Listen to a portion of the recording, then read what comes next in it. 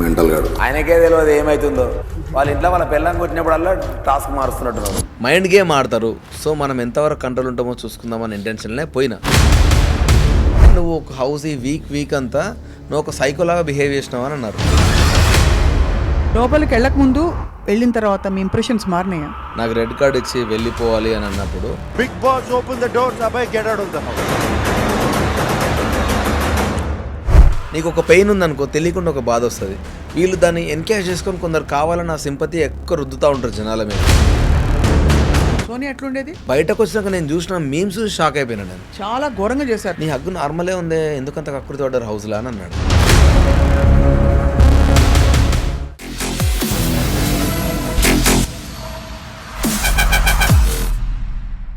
Welcome to this special candid conversation exclusively on iDream. Bigg Boss house నుంచి Abhay, Naveen eliminate అయిన విషయం అందరికీ తెలుసు. కాంట్రవర్షియల్ కామెంట్స్ బిగ్ బాస్ని కూడా చాలా మాటలని అక్కడ సరిపడక మరి ఎందుకు ఎలిమినేట్ అయ్యారు, ఇంతకీ తన ఎక్స్పీరియన్సెస్ ఏంటి బిగ్ బాస్ హౌస్లో? Let's talk to him. Abhay, welcome back to జనజీవన స్రవంతి. Thank you. ఎన్ని రోజులు ఉన్నారు మొత్తం మీరు? 22 days ఉన్నా. 22 days? 22 days ఏవి లేకుండా, అసలు ఇంట్లో వాళ్ళు లేకుండా ఎట్లున్నారు అసలు? నేను యాక్చువల్ అదే ఛాలెంజింగ్ తీసుకొని వెళ్ళినా. కొంచెం టఫ్ అయింది ఆబ్వియస్లీ ఫస్ట్ వెళ్ళినప్పుడు. కాకపోతే మొత్తం 22 daysలో నాకు బాగా నచ్చింది ఏంటంటే, చాలా ఇయర్స్ తర్వాత ఫోన్లు లేకుండా, టీవీలు లేకుండా, ఇంకా మొహం చూసుకొని మాట్లాడడం ఒకటే పాయింట్ మనుషులతో ఉంటే. అదొక్కటి మంచి ఎలిమెంట్. అంటే ఎప్పుడో చిన్నప్పుడు ఫోన్ లేనప్పుడు మనకు ఉండే కదా, ఎక్కడో సోఫాల దగ్గర లేకపోతే ఎక్కడో మనకు ఖాళీ కూర్చొని ఎంతసేపు మాట్లాడుకోవడమే. ఎట్లా టైం పాస్ అయింది బాస్ అక్కడ లోపల? ఏదో ఒకటి మాట్లాడుతూనే ఉంటాము. 14 members కాబట్టి వాడితో కొద్దిసేపు, వీడితో కొద్దిసేపు, మాడితో కొద్దిసేపు కుకింగ్ చేసుకుంటూ అట్లా టైం అయిపోయింది. మధ్యలో కొన్ని టాస్కులు పెడతారు. సో అట్లా కాకపోతే చాలా వరకు బోరింగ్ ఉండేది డే అంతా. చాలా బోరు. టైం చూస్తూ టైం వాచ్ అయినా క్లాక్ ఉండదు వాచ్. అదే మరి అరగంటకి వాచ్ చూసి అలవాటు మనం. ఎగ్జాక్ట్లీ ఎక్కడ పోవాలని. అట్లాంటిది బాగా మంచి నిద్రపోయినరా? పోనీ నిద్ర కూడా 3-4 days ఇబ్బంది అయింది చాలా. నేను బయట సోఫాలో పడుకున్న కొద్ది రోజులు, ఆ లైటింగ్ ఎఫెక్ట్కి వాటికి సెట్ కాక. బెడ్ కూడా కొంచెం డిస్కంఫర్ట్ ఉండే, నాకు నెక్ పెయిన్ వచ్చి ఉండే. బట్ ఒక 4 days తర్వాత స్లోగా అడ్జస్ట్ అయిపోయినా అంతే. సో మీ ఫేవరెట్ పార్టిసిపెంట్ ఎవరు, కో పార్టిసిపెంట్ అక్కడ? అక్కడ నా ఫేవరెట్ అంటే యాక్చువల్గా మారుతా వస్తున్నారు. అన్ఎక్స్పెక్టెడ్లీ ఫ్రెండ్ అయింది మాత్రం నిఖిల్. ఎప్పటి నుంచో ఫ్రెండ్ సోనియా, అన్ఎక్స్పెక్టెడ్గా అనుకోకుండా చాలా క్లోజ్ అయింది మాత్రం నిఖిల్. సోనియా ఎట్లా పోయిందబ్బా అట్లా? సోనియా నాకు కూడా తెలియదు. కొంచెం ఆమెకి అంటే హౌస్లో ఐసోలేటెడ్ అయిపోయింది స్లోగా, చిన్నగా అంతే. ఒంటరి అయిపోయింది. ఆమె ఆ ఫీలింగ్ వచ్చింది. బయటకు వచ్చి కూడా ఆమె అదే అంటుంది. కొంచెం మీకు తెలుసో తెలియక మీరు అందరు నన్ను ఐసోలేట్ చేసిర్రు. సో ఆ టైంలో నాకు ఉన్నది అభయ్, నవీన్ అండ్ నిఖిల్ అండ్ పృథ్వీ, వీళ్ళు ముగ్గురే ఎక్కువ క్లోజ్ ఉండే. సో అట్లా సంహవ్ నేను డిస్కనెక్ట్ అయిపోయాను అందరితోటి. ఇంకా అట్లా వచ్చేసిన బయట. లోపలికి వెళ్ళక ముందు వెళ్ళిన తర్వాత మీ ఇంప్రెషన్స్ మారినాయా? అంటే ఒకటి, నేను ఒకటే రీజన్తో వెళ్ళిన Bigg Boss. Good or bad పక్కన పెడితే మైండ్ గేమ్ ఆడతారు. సో మనం ఎంతవరకు కంట్రోల్ ఉంటామో చూసుకుందామని ఇంటెన్షన్లే పోయినా.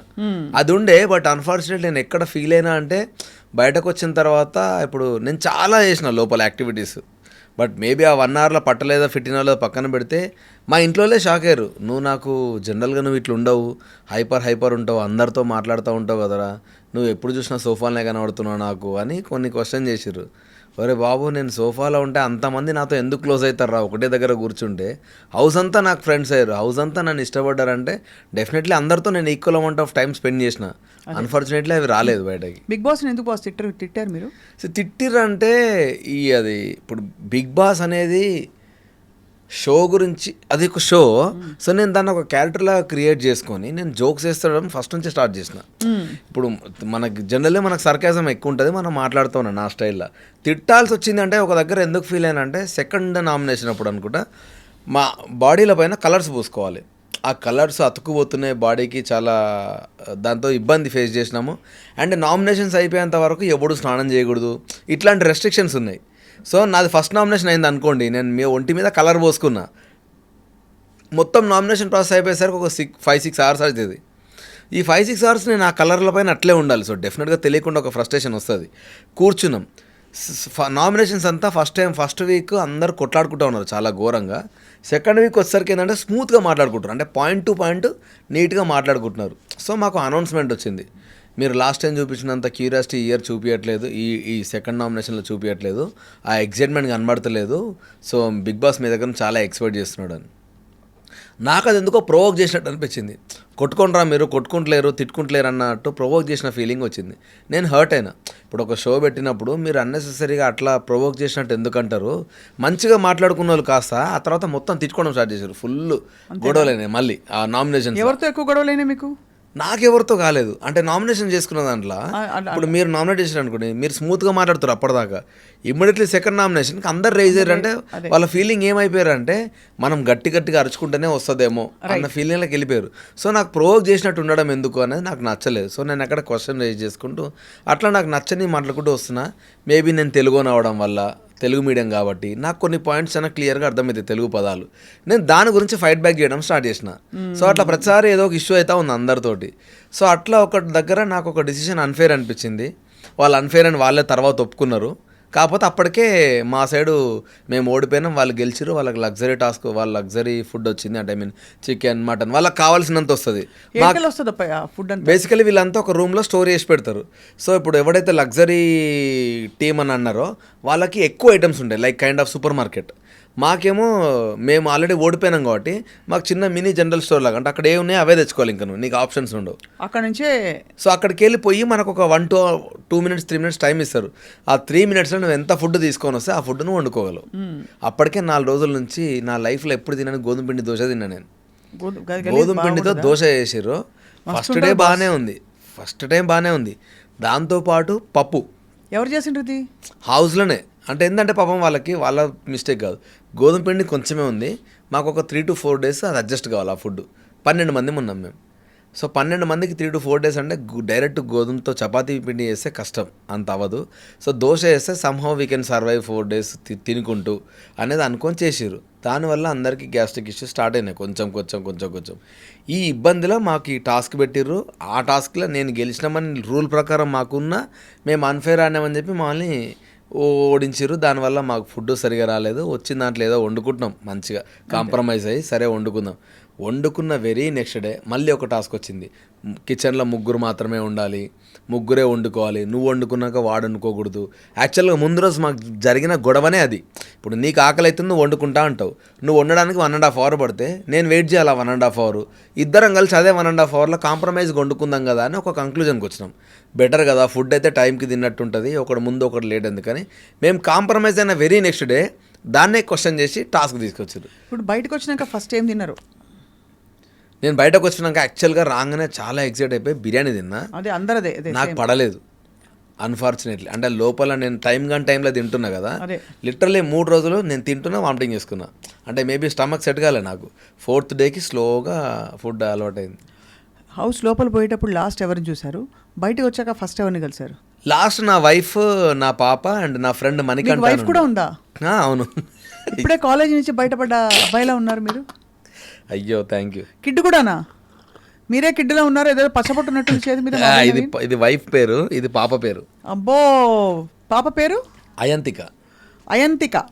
వైఫ్ పేరు భవానీ గారు. అయంతిక ఏమన్నారు మిమ్మల్ని చూసి? సో వాళ్ళు యాక్చువల్గా వాళ్ళు కొంచెం పాపం ఫీల్ అయ్యారు. అంటే నేను ఇంత జల్ది వస్తాను వాళ్ళు ఎక్స్పెక్ట్ చేయలేదు. సో మస్తు ఎంజాయ్ చేస్తుండ్రేమో మీరు లేకుండా. నేను అయ్యుండొచ్చు. సో రాగానే ఫస్ట్ ఆఫ్ ఆల్ టెన్షన్ ఏంటంటే నేను ఎంత భయపడుతున్నానా బాధపడుతున్నానని. నాకేందంటే ఎవ్రీథింగ్ ఈజ్ అన్ ఎక్స్పీరియన్స్. అయిపోయిందా చలో వదిలేసి మళ్ళీ మన పని మనం చేసుకుందామని. సో నేను కామ్గా ఉండేసరికి వాళ్ళు చాలా రిలాక్స్ అయిపోయారు, ఫుల్ స్మూత్గా నడుస్తుంది. ఎవరు ఎక్స్పెక్ట్ చేయలేదు మీరు అంత తొందరగా బయటకు వస్తారని? అవును, ఎక్స్పెక్ట్ చేయలేదు. పీపుల్ ఏదో ఉంటారనుకున్నా. శేఖర్ భాష ఎందుకు పోయిండు? శేఖర్ అన్న వెళ్ళిపోతా అన్నాడు. ఎందుకంటే అన్నకు అప్పుడే బాబు పుట్టిండు అన్న విషయం తెలిసింది. ఆ ముందు 3 రోజులే అన్న పాపం చాలా డౌన్ అయిపోయింది. ఎట్లా అంటే ఏదో టాస్క్లో మేము సరిగా ఆడట్లే అని నన్ను కన్ఫెషన్ రూమ్కి పిలిచి నాకు ఇది కాదు ఇట్లా ఆడాలి టాస్క్ అని బిగ్ బాస్ రూల్స్ చెప్తున్నాడు. శేఖర్ అన్న పాపం నా రూమ్ బయట తిరుగుతూ ఉన్నాడు అటు ఇటు.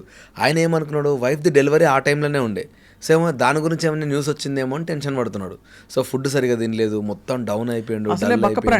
ఎగ్జాక్ట్లీ బక్కప్రాణి. పాపం మా అన్న జనరల్గా మనుషులు తినే ఫుడ్ తినడు. అన్న ఓన్లీ పచ్చి కూరగాయలే తింటాడు. సడన్గా వచ్చి బీరకాయ తినుకుంటూ వెళ్ళిపోతూ ఉంటాడు. సొరకాయ అంటే అన్ని పచ్చే తింటాడు అన్న. నేను అసలు ఎక్స్పెక్ట్ చేయండి ఏం తెలుసా, కాఫీతో బ్లాక్ కాఫీ అంటారు కదా, దాంట్లో లెమన్ వేసి పసుపు వేసి కొత్తిమీర వేసి తాగిన ఒకే ఒక క్యాండిడేట్ శేఖర్ అన్న ఒక్కడే. శేఖర్ అన్న నాకు ఎప్పటి నుంచి తెలుసు అంటే 2006 నుంచి తెలుసు. ఆ, సో నేను చూశాను ఎలా తింటాడో. అండ్ అందుకే విచిత్రంగా ఆ బ్రెయిన్కి ఆలోచనలు ఎట్లా వస్తాయంటే అట్లే వస్తాయి మేబీ అవన్నీ తిని. సో అప్పుడు అన్న మా అందరికి ఇండివిజువల్ కంటెస్టెంట్ దగ్గరికి వెళ్ళి నేను వెళ్ళిపోతానా, నాకు ఉండబుద్ధి అవ్వట్లేదు, నేను ఇప్పుడు వైఫ్ దగ్గర ఉండడం చాలా అవసరం నేను తన దగ్గర అని అన్న ఫీల్ అయ్యిండు.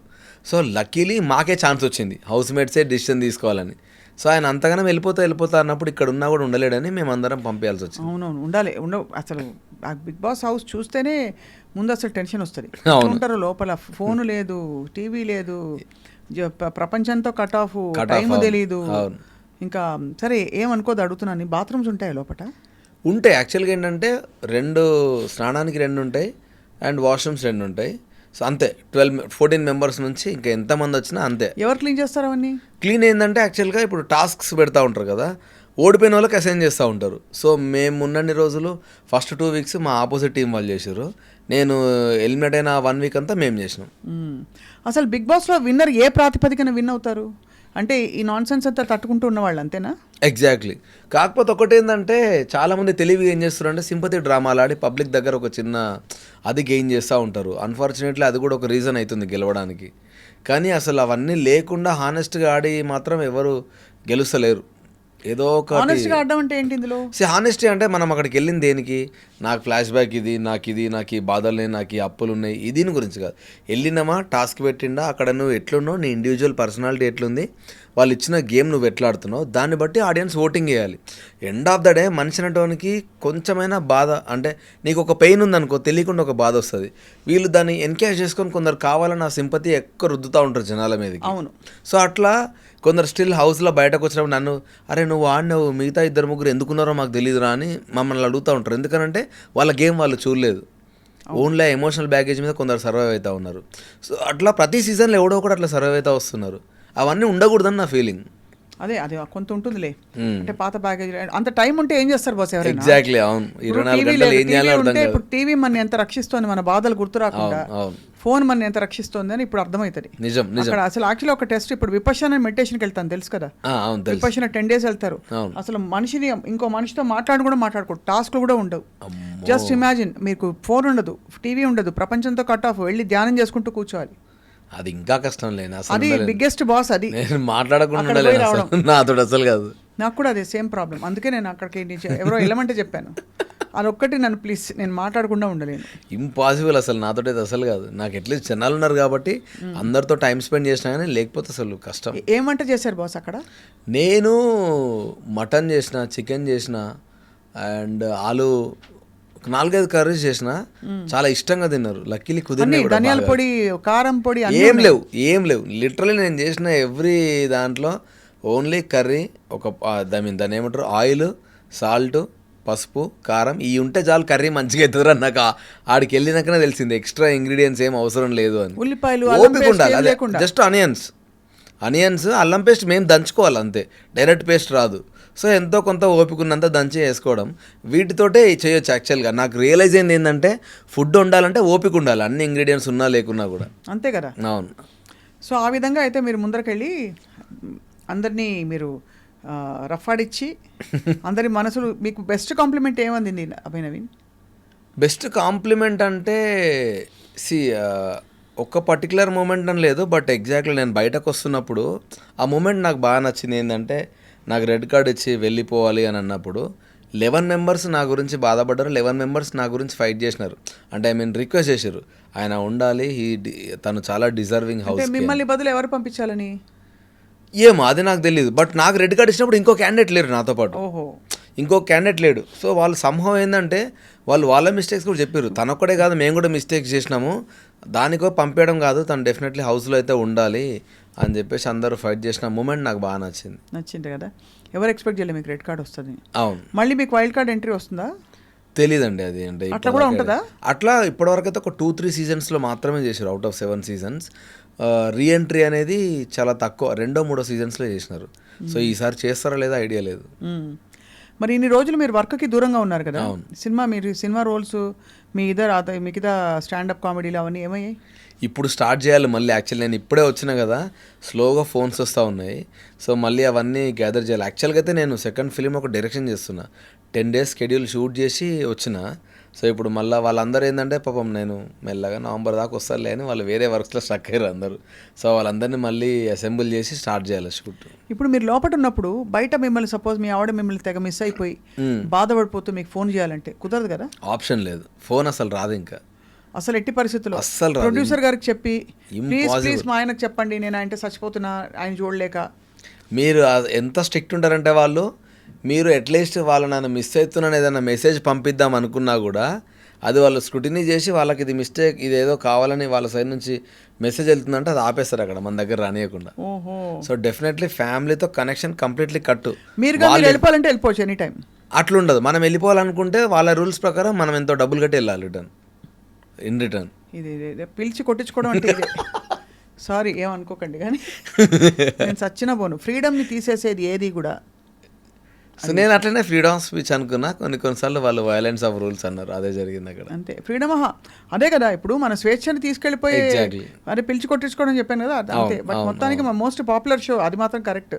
అసలు ఏం ఫాలో అవుతారు బాస్ అసలు బిగ్ బాస్ని? దారుణంగా. అంటే నేను ఈ లాస్ట్ 1-2 yearsలో నాకు రానని మెసేజ్ నేను 3 weeks తర్వాత నాకు వస్తున్నాయి కంటిన్యూస్గా.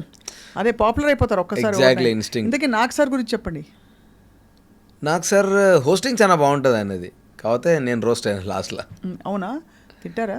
సో అంటే అది తిట్టిండు, బట్ నాకు ఒక ఫీలింగ్ ఏముండే అంటే స్టిల్ నాకు ఏం తిట్టిర్రు ఏం పక్కన పెడితే అసలు నువ్వు ఎందుకన్నావని నాకు ఒక ఆప్షన్ ఇస్తే బాగుండు అనిపిస్తుంది. ఎందుకంటే మన సైడ్ ఆర్గ్యుమెంట్ అసలు వినకపోతే అర్థం కాదు మనం ఎందుకు మాట్లాడాలి.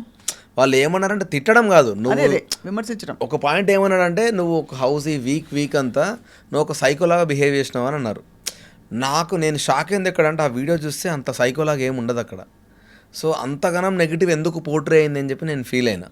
ఎందుకంటే ఇప్పుడు సైకోలాగా బిహేవ్ చేయడం అంటే నా దృష్టిలో నువ్వు నువ్వు జనాలతో మెంటల్గా బిహేవ్ చేసి హౌస్ హార్మోనీ మొత్తం దెబ్బతీసి, లేదు అని అంటే హౌస్లో రూల్స్ వైలెన్స్ చేసి ఫిజికల్ అబ్యూస్ చేసి ఇట్లాంటివి ఏమైనా చేస్తే నాకు కైండ్ ఆఫ్ సైక్లాగా బిహేవ్ చేసిన ఫీలింగ్ వస్తుంది. కానీ అక్కడ నేను అన్ని పెయిన్తో మాట్లాడిన మాటలే ఉన్నాయి తప్ప కానీ ఏది తిట్టాలని వాడే కెమెరాకి వెళ్ళి తిట్టింది లేదు. అంతే. సో అంత నెగిటివ్ ఎందుకు పోర్ట్రే అయినా నేను అని చెప్పి నేను ఫీల్ అయినా. డెఫినెట్లీ లోపల దోమలు కుడతాయా? ఉండవు, దోమలు ఇబ్బంది ఏమి ఉండదు. అట్లాంటిది ఏమి ఉండవు. దోమలు ఉండవు. సో ఒక అడ్వాంటేజ్ ఏంటంటే మన ఇంట్లో దోమలు ఉంటే అక్కడ బిగ్ బాస్ హౌస్లో దోమలు ఉండవు. అది బిగ్గెస్ట్ లేలే. ఫస్ట్ 4 రోజులు అడ్వాంటేజ్ ఏంటంటే లిటరల్లీ నేను కెమెరాకు చాలాసార్లు చెప్పిన, అది వచ్చిందో లేదో తెలియదు కానీ పబ్లిక్ అలర్ట్ ఉండండి. ఘోరంగా వర్షాలు పడ్డాయి. మేము వెళ్ళిన రోజు నుంచి షో స్టార్ట్ అయిన రోజు నుంచి 4 రోజులు వరుసగా దారుణమైన వర్షాలు. బయట ఉంటే మనకు తెలుసు హైదరాబాద్లో ఇప్పుడు ఎట్లా ఉంటాయి రోడ్స్, వాటి వల్ల చాలామంది ఇబ్బంది పడుతూ ఉంటారు కదా. ఆ రకంగా మేము సేఫ్, ఎందుకంటే మేము చాలా కంఫర్టబుల్ జోన్లో ఉన్నాం. మమ్మల్ని అందరూ సెక్యూర్ చేస్తారు బ్యాక్గ్రౌండ్ నుంచి, మాకేం ఇష్యూ లేకుండా చూసుకుంటున్నారు. ఆ రకంగా సేఫ్ కానీ safe and board is better is verse కదా. బోరింగ్ అంటే ఖచ్చితంగా ఉంటుంది. ఇక మనం అంటే ఐసోలేటెడ్ ఉండేటోళ్ళకి ఎక్కువ వర్కౌట్ అవుతుంది. బట్ ఇక పబ్లిక్లో తిరగాలి, 4 గోడలు నాతో కాదురా, నాలాంటి వాళ్ళకైతే చాలా టఫ్ ఉండే. అవును అంతే కదా. ఇప్పుడు ఎన్ని రోజులు వర్క్ చేస్తారు అబ్బాయి మీరు పర్ మంత్? మామూలుగా పర్ మంత్ నేను ఒక 10 to 15 days ఈజీగా. ఏమేమి చేస్తారు ఇప్పుడు ప్రాజెక్ట్స్? ఇప్పుడు నేను ప్రస్తుతానికి ఏం చేయట్లేదు, ఎందుకంటే డైరెక్షన్ చేయడం వల్ల హోల్డ్ చేసిన. దానికి ముందు చాలా సినిమాలు చేసిన. ఇప్పుడు విజయ్ దేవరకొండ సినిమా చేసిన, ఇంకో 2-3 కొత్త హీరోల ఫిలిమ్స్ చేసిన, అండ్ కొన్ని డిస్కషన్స్లో ఉన్నాయి. బట్ నేను ఈ డైరెక్షన్ స్టార్ట్ చేసినప్పటి నుంచి కొంచెం ఇది ఫినిష్ చేసిన తర్వాత. సినిమా ఏంటిది? ఏది డైరెక్షన్ చేసేదా? లైఫ్ ఆఫ్ రామ్ అని ఒకటి రామ్కామ్ డైరెక్షన్ చేస్తున్నా. రామ్కామ్. హీరోయిన్ అంటే హీరో నేనే చేస్తున్నా, హీరోయిన్ కొత్త అమ్మాయి. నేను అడగబోయాను హీరోయిన్ అవకాశాలు ఏమైనా ఉంటాయని, బట్ నా కోసం కాదు, తెలిసిన వాళ్ళ కోసం. డెఫినెట్గా జలక్ తిన్నారు కదా కొంచెం. అట్లేం లేదు, నేను మీ అన్నీ ఫాలో అవుతా ఉంటా కదా మీ ఇంటర్వ్యూస్ అన్నీ. సో నాకు పిల్లాడు కానీ కాదు. కానీ అంటే ఇది కథకు మీరే రాసుకున్నారా? స్టోరీ నేనే రాసిన. అది యాక్టింగ్ చేస్తే మీరే కింగ్, హీరో మీరే మధ్యలో ఉంటారు. డైరెక్షన్ అంటే తలకాయ నొప్పి కదా. యాక్చువల్గా నాకు గైడ్ చేయడం చాలా ఇష్టం. కమాండ్ చేసి ఒక క్రాఫ్ట్ని ముందుకు తీసుకెళ్ళడం అనేది చాలా ఇష్టం. సో నాకు అది ఫస్ట్ నుంచి ఉన్న అలవాటు. ఇప్పుడు యాక్టింగ్ అంటే జస్ట్ నా పని చేసుకొని వెళ్ళిపోవాలి. యాక్టింగ్ కంటే నేను డైరెక్షన్ ఎక్కువ ఎంజాయ్ చేయడం స్టార్ట్ చేసిన. ఎందుకంటే 24 క్రాఫ్ట్స్ మన కమాండ్లో ఉంటాయి. మనం ఒక మంచి కథ చెప్పాలంటే డైరెక్టరే మెయిన్ సోర్స్ కాబట్టి, సో నాకు ఆ ప్రాసెస్లో ఏంటంటే ఎంత వర్క్ ఉంటే అంత నేను రిలాక్స్ ఉంటా. వర్క్ లేకపోతే నాకు దమా ఖరాబ్ అవుతుంది. అంతే కదా. మరి దమక్ ఖరాబ్ అయినప్పుడు ఏం చేస్తుంటారు అంటే వర్క్ లేనప్పుడు? రాసుకుంటా ఉంటా, ఏదైనా స్టోరీస్ రాస్తూ ఉంటా. లేదు అని అంటే టీవీ చూస్తాను. 90% టీవీ ఏమైనా ఇంటర్వ్యూస్ ఎక్కువ చూస్తూ ఉంటా. ఇట్లా పెద్ద పెద్దోళ్ళే ఇప్పుడు సెలబ్రిటీస్ కానీ హూఎవర్ ఇట్ ఈస్ చాలామంది ఇంటర్వ్యూస్ వస్తూ ఉంటాయి కదా, లైఫ్ ఎక్స్పీరియన్స్ వాళ్ళందరివి. సో ఇట్లాంటివి చూస్తూ ఉంటా ఎక్కువ. దసరా పండుగ ఎట్లా చేసుకుంటారు మీరు ఇంట్లో? మా ఇంట్లో తెలంగాణ కదా మాది, మేము సిద్దిపేట కదా. సిద్దిపేట, ఎస్ సిద్దిపేట. సో మాది ఊరికెళ్ళి జంబి ఆకు తీసుకొని వచ్చి పాలపిట్టని చూసి వెళ్ళి ఇంటికి వచ్చి మంచిగా నాన్ వెజ్ వండుకొని తింటారు. ఈ మిగతా 9 days అంతా లేడీస్ బతుకమ్మ ఆడుతూ ఉంటారు అంతే. సో మొత్తం రెడీ అయ్యారు అయితే బతుకమ్మ ఆడడానికి? ఇప్పుడు రెడీ అయ్యారు మెల్లగా. బాగుంటుంది ఈ టైంలో, మంచి పని. పండగ టైం వచ్చేసారు. ఎగ్జాక్ట్లీ. బిగ్ బాస్ హౌస్ లో ఏం చేస్తారండి పండగ టైంలో? వాళ్ళు అక్కడ పండగ ఉండదు కదా వాళ్ళు. యాక్చువల్గా ఏం ఉండదు. ఎట్లుంటుంది అంటే మేబీ చిన్న గిఫ్ట్ హ్యాంపర్స్ లాగా, స్వీట్ బాక్స్ లాగా ఏవో వస్తాయి. దాంతోపాటు ఈసారి ఏమన్నా కండక్ట్ చేస్తారేమో నాకు తెలియదు. ఎందుకంటే క్లియర్గా మేము ఇట్లాంటివి ఏవి మాట్లాడకూడదు అలా. రీజన్ పరంగా, రిలీజన్ పరంగా, కాస్ట్ గురించి కానీ, పాలిటిక్స్ ఏవి మాట్లాడకూడదు. స్ట్రిక్ట్ రూల్స్ మాకు. ఓకే. సో వాళ్ళు ఏమైనా కండక్ట్ చేస్తే మేము ఆడడం, లేదంటే పండగ వచ్చింది వెళ్ళిపోయింది అంతే. కానీ ఒకటే అర్థం కాదు నాకు, అంత మీరు లోపల ఉంటారు కదా, ఎంత గేమ్ అని తెలిసినా, ఎంత మనకి మన కోసం మన మంచి కోసం వచ్చామని తెలిసినా ఫ్యామిలీని మిస్ అయిపోతారు కదా. 100% మిస్ అవుతాం. నేను చాలాసార్లు మేము కూర్చొని ఇట్లా అంటే ఉంటాం సడన్గా డిస్కనెక్ట్ అయిపోతాం. అబ్బా ఇంట్లో వాళ్ళు గుర్తొస్తున్నారు, ఆ ఫీలింగ్. ఒకరికొకరు సపోర్ట్ ఇచ్చుకుంటారు, ఖచ్చితంగా ఇచ్చుకుంటారు ఎవరికైనా. చాలా ఈ ఇది దాన్ని ఫార్చునేట్ అన్నా అన్ఫార్చునేట్ అని తెలియదు కానీ ఈ సీజన్ వాళ్ళు అయితే మొత్తం అంతా సెంటిమెంటల్ క్యాండిడేట్సే. ఒకటి ఏడిస్తే తెలియకుండా ఇంకోటి ఏడ్ చేస్తున్నాడు ఆటోమేటిక్గా. అంతేనా? క్లియర్గా కెమెరాలు బంధించి పడుతున్నారు. కెమెరాలు ఎన్నోసే తెలియదు కానీ మేము చూస్తాం కదా, అంటే అది రియల్ ఎమోషనా ఫేక్ ఎమోషనా చాలా వరకు కనెక్ట్ అవుతారు ఊరికనే. సో చాలా సెంటిమెంట్ ఎక్కువ ఉన్న క్యాండిడేట్స్ వచ్చారు. దానివల్ల ఏదన్నా మాట్లాడాలన్నా కూడా ఎవడు ఫీల్ అవుతాడో అన్న ఇంటెన్షన్ వచ్చేది అప్పుడప్పుడు. అవునవును. ఈసారి ఐ థింక్ ఈ బ్యాచ్ ఈ సీజన్లో మీరు అన్నట్టు అందరూ కొంచెం బ్యాలెన్స్డ్ కున్నారు. ఎగ్జాక్ట్లీ. ఉండే ప్రయత్నం చేశారు. కానీ అది పండగ కాబట్టి షో వాళ్ళు మిమ్మల్ని అనౌన్స్మెంట్ ఇచ్చి రెచ్చగొట్టి అది జరిగిందేమో అనిపించింది నాకు. ఎందుకంటే ఇప్పుడు అంత పెద్ద హోస్ట్ చేస్తున్నప్పుడు మీరు అట్లాంటి మాటలు ఎందుకు అనడం రెచ్చగొట్టినట్టు అనేది నాకు అనిపించింది. సో ఇక ఆ తర్వాత ఇంకా సంభవం అది పోతూనే ఉంది అట్లే ఫైర్. సోనియా ఎట్లుండేది? సోనియా మెంటల్గా చాలా స్ట్రాంగ్ ఉంటుంది. సో ఫిజికల్ గేమ్స్ తక్కువ ఆడింది. అండ్ ఆమెకి ఇన్ఫ్లుయెన్స్ అనేది ఆమెకు ఫస్ట్ నుంచి ఉన్న అలవాటు. అంటే ఆమెకు పెరిగిన వాతావరణం కావచ్చు, లేదంటే ఆమె కొన్ని గెస్ట్ లెక్చర్స్ ఇస్తూ ఉంటుంది, బయట ఎన్జిఓలు రన్ చేస్తూ ఉంటుంది. సో ఈ ఇన్ఫ్లుయెన్సింగ్ అనేది ఆమెకు బై డిఫాల్ట్ ఉన్న అలవాటు. సో ఆ అలవాటు కాస్త కొంచెం నెగిటివ్గా పోర్ట్రే అయింది బయట. ఇంకా ఆమె అంతే అట్లే ఉంటుంది. హౌస్లో ఎట్లుందో బయట అట్లే ఉంది. కాకపోతే కొంచెం చాలా నెగిటివ్ ఆరా క్రియేట్ అయింది ఆమెకి. అవును, ఎవరెవరో పిచ్చి తమ్నెయిల్స్ పెట్టి ట్రోల్ చేశారు కూడా, చాలా బాధపడింది.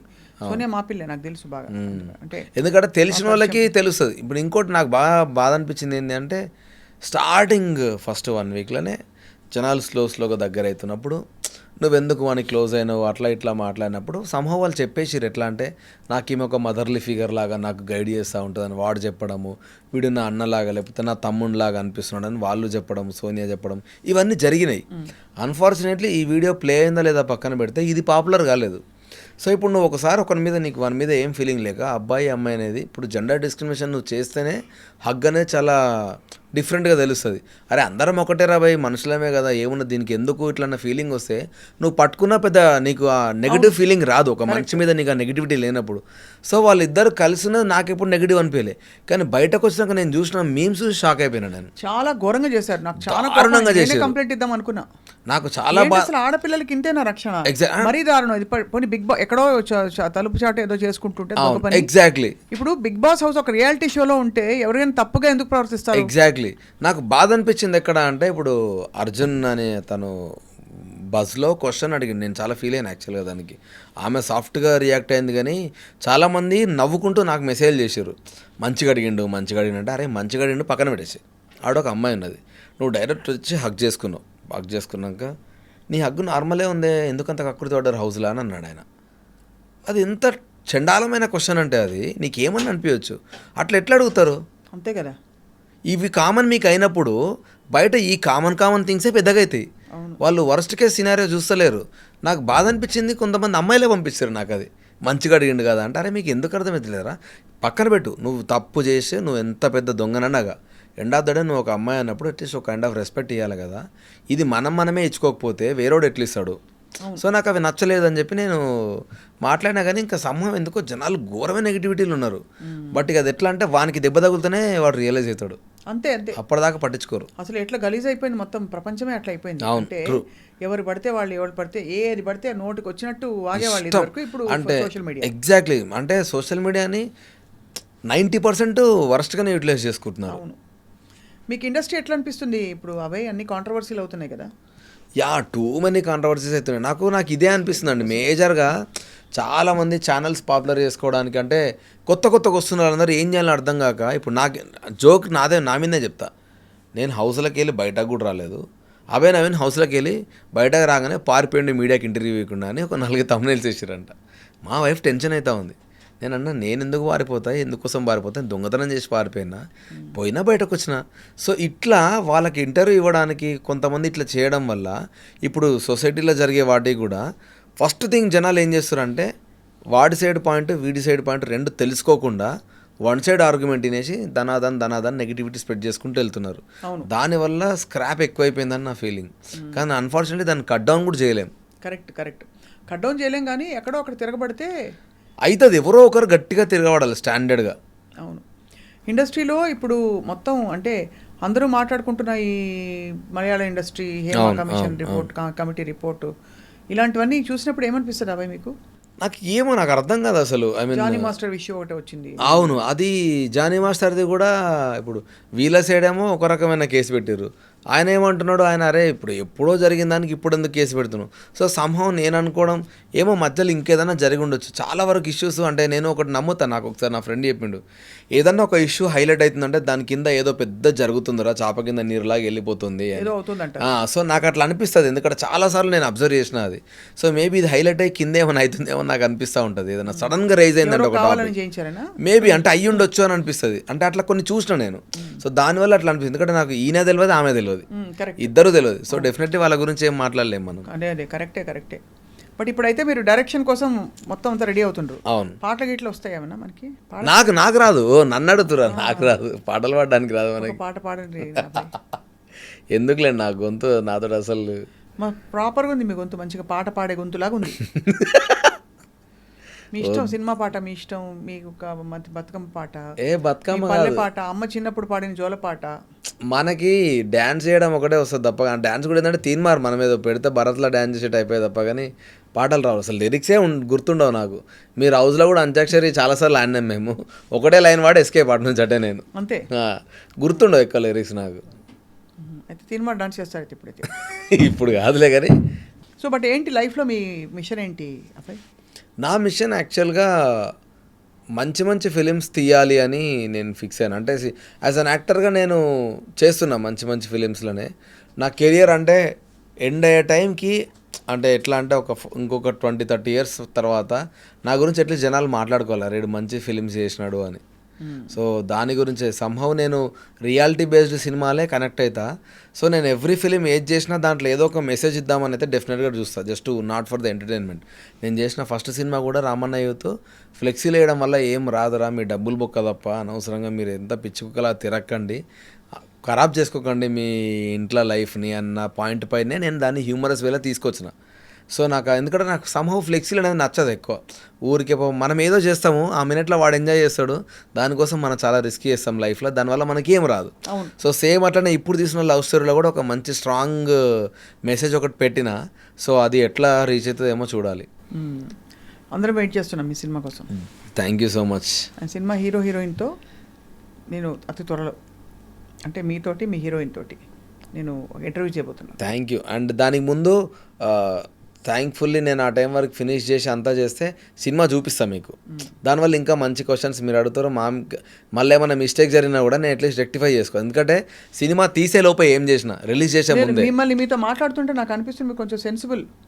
అంటే మీరు పల్లెటూరు నుంచి వచ్చారు కదా. అవును. పల్లెటూరు నుంచి వచ్చిన వాళ్ళకి ఫౌండేషన్ పునాదులు కరెక్ట్గా ఉంటాయి, మంచి చెడులు తెలుస్తాయని ఒక నమ్మకం లార్జ్ ఉంటుంది. సో ఎక్కడ చదివారు? అక్కడ చదివారా? అక్కడే చదివిన నేను మొత్తం అంతా సిద్దిపేటలోనే చదివిన. ఇంటర్మీడియట్ నుంచి హైదరాబాద్కి వచ్చిన. మీ ఆల్ టైమ్ ఫేవరెట్ హీరో ఎవరు? చిరంజీవి గారు. మెగాస్టార్. మెగాస్టార్. అది super. So Abhay Naveen, we wish you all the best. Thank you. మీరు మళ్ళీ వైల్డ్ కార్డ్ ఎంట్రీ వచ్చినా కూడా వెళ్తే వెళ్ళండి, కానీ ఎవరేమన్నా కూడా పట్టించుకోకండి అక్కడ. యా నేను అసలు అదే ఆ విధంగా ముందుకు పోయి మళ్ళీ కలుద్దాం అయితే. తప్పకుండా అండి, తప్పకుండా. Thank you so much.